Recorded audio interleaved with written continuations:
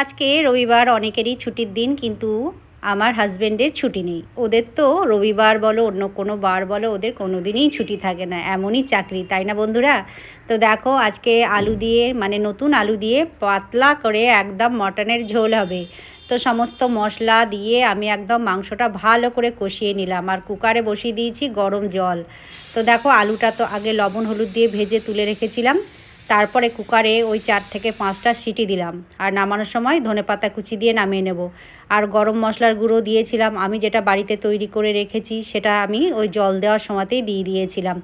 তো গরম গরম মাটনের ঝোল হয়ে গেছে, পাতলা পাতলা ঝোল, দেখো একদম লাল লাল কালার এসছে বন্ধুরা। একটু কাশ্মীর রেড চিলি পাউডার দিয়েছিলাম, আর এমনিতে আমি শুকনো লঙ্কা ব্যবহার করি না।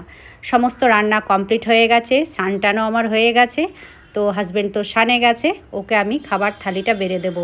ওকে প্রথমে দিয়ে দেবো, কারণ ও তো ডিউটি বেরিয়ে যাবে, ওকে তো টাইমে যেতে হবে, তাই না?